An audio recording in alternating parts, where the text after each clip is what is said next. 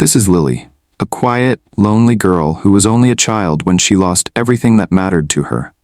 Years ago, her parents died in a tragic accident, leaving her completely alone in this big, harsh world. Since that sad day, Lily had been living by herself in a tiny, old hut, one her late parents had built with love before they passed on. The hut was small and dusty, with a leaking roof and wooden windows that creaked when the wind blew. But it was all Lily had. She kept it clean and neat because it reminded her of the only people she ever called family, her mother and father. Every day, Lily would sit quietly on a mat in the corner of the hut, staring at the pictures of her parents hanging on the wall. They smiled in those photos, so full of life and joy. Lily would talk to the pictures like they could hear her. Sometimes she would cry. Sometimes she would smile weakly as memories flashed in her mind. But most times, her voice would tremble as she spoke. "Mama, Papa, why did you leave me so soon?" she would say in a soft, broken voice. "You both didn't try at all. You just left me to face this wicked world alone. Couldn't one of you have stayed with me? Just one, to care for me, to hold me, to guide me?" Her voice would break into tears. She'd continue, "Other girls talk about their mother's hugs or their father's wise advice. But me? I don't even know what those things feel like. I can't share what I've never tasted. I've never felt a mother's love or a father's protection. All I know is pain, silence, and struggle. You both left me with nothing but memories and questions." Lily's heart was heavy. Though she was still very young, life had forced her to grow up quickly. She fetched her own water, cooked her own food, sometimes just Gary and water, and went to the farm on her own just to survive. Many nights she went to bed hungry. Many mornings she woke up with tears still on her cheeks. She often watched children walking to school with their parents, laughing and chatting, and it broke her even more. "Why me?" she would whisper. "Why did life choose me to suffer this way?" Yet even in her pain, Lily never stopped talking to the pictures of her parents. She believed that somehow they were listening.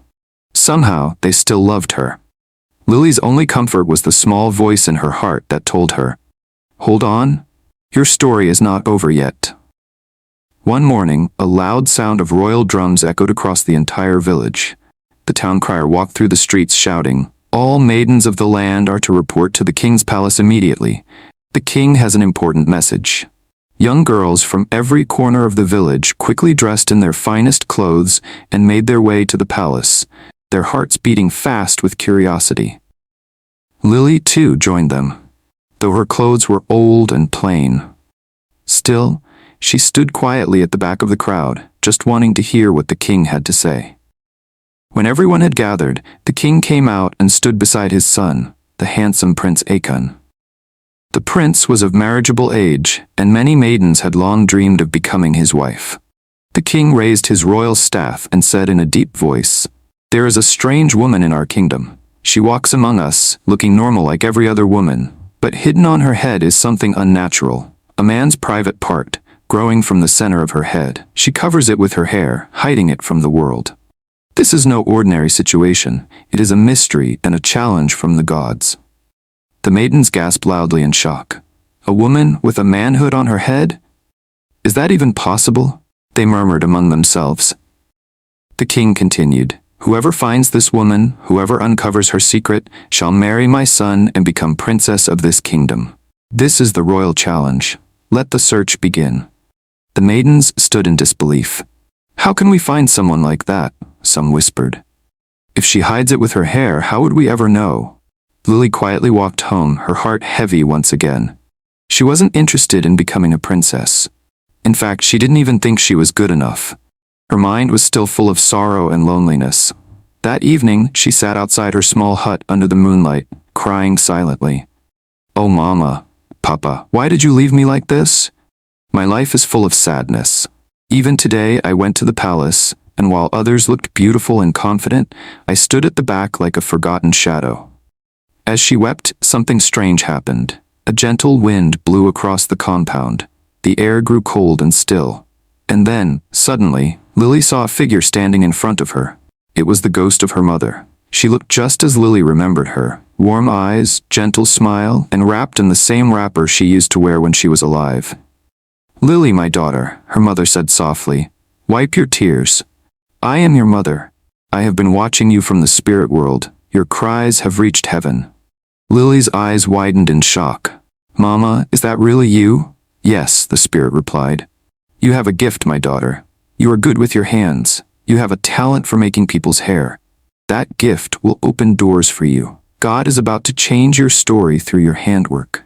She handed Lily a small brown purse filled with money. "Take this. Use it to open a salon. Let people come to you. Make their hair with joy and excellence. Someone special is coming your way through this handwork. That is your path to greatness." Before Lily could ask more questions, the spirit of her mother smiled one last time and vanished into the night air. Lily sat in silence, trembling and confused. She looked at the money in her hands. It was real. She held it tightly, her heart full of emotions. "Could this be true?" she whispered. "Can something good finally come out of my life? Can my gift truly open a new door for me?" Though she was scared and unsure, Lily knew one thing: her mother had never lied to her, not even in death. Maybe, just maybe, it was time to believe again. The next morning, Lily woke up with a new kind of hope in her heart. She remembered the words of her mother's ghost and the money she had received. She didn't waste any time. That same day, Lily went into the village and found a small shop to rent. It wasn't very big, but it was clean, had a good location, and most importantly, it was hers. She named the shop Lily's Magical Hands. Within a few days, she bought a mirror, a chair, some combs, hair extensions, and everything else she needed. Then she opened her salon and sat waiting for her first customer. At first, only a few women came. But the moment they saw what Lily could do with hair, word began to spread like wildfire. Lily's hands were truly gifted. She could braid, twist, weave, and style hair like no one else in the land. She had a gentle touch and could turn the roughest hair into the most beautiful styles. In just a few weeks, Lily's shop became the most talked about salon in the entire kingdom. Women from every corner of the village came to her. Some traveled from faraway towns and even other kingdoms. Every day, her salon was full, and customers would line up early in the morning just to get a chance to have Lily style their hair. Lily was finally happy. For the first time in her life, she felt useful, needed, and loved. She would smile at herself in the mirror and whisper, "Mama, thank you. You were right." Then one fateful afternoon, everything changed. A strange woman walked into Lily's salon. She was tall and beautiful, with long, thick hair that flowed like a river down her back. She wore expensive clothes and had a mysterious smile. Everyone in the salon paused to look at her. She walked straight to Lily and said, "Please, I need you to style my hair." Lily agreed, and the woman sat down. As Lily gently began to part her hair to prepare it for styling, something strange happened. A sharp chill ran through Lily's body. Her hands froze, her eyes widened in shock. Right there, hidden beneath the woman's long hair, was something no one could have ever imagined. A large manhood was growing from the center of the woman's head. Lily's heart nearly stopped. She stumbled backward, her breath shaking. The whole salon went quiet. But the strange woman turned around slowly, looked into Lily's eyes and smiled. "You found me," she said calmly. "You're the one. You've passed the test." "What? What are you talking about?" Lily asked, still shaking. "I am not an ordinary woman," she explained. "I was sent here by the gods as a test to find the true bride of the prince. The king was told that whoever sees my true form, without fear or judgment, shall be the one worthy of marrying the prince. You, Lily, have done what no one else could do." Lily was still speechless. The woman stood up and said softly, "Because of your pure heart, your hands of kindness, and your courage, you shall become the princess of this land." And just like that, the strange woman vanished into thin air, disappearing before everyone's eyes.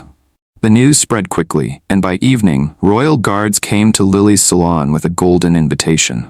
She was summoned to the palace. The king welcomed her with a warm smile. "Lily," he said, "you have found the chosen one. You have won the heart of my son. From this day, you shall be the wife of Prince Ikon and the future queen of this kingdom." Lily broke into tears of joy. She knelt before the king and thanked him over and over again. She couldn't believe her life had turned around like this. The palace was soon filled with music and celebration. The wedding of Lily and Prince Ikon was the biggest the land had ever seen. The whole kingdom came together to rejoice. There was more than enough food, music, dancing, and laughter. Lily looked like a true queen in her royal gown, her once lonely heart now full of love and happiness.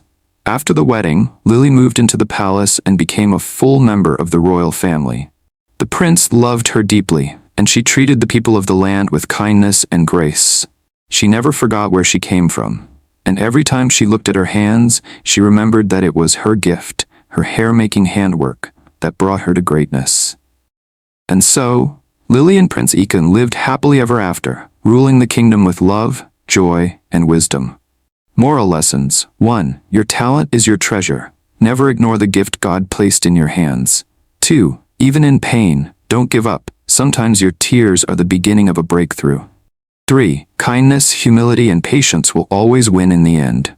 4. You don't have to chase greatness. Sometimes it finds you when you least expect it.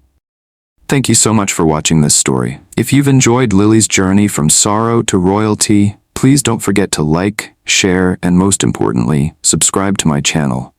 More powerful and inspiring folktales are coming your way. Stay tuned, stay blessed, and never stop believing in your dreams.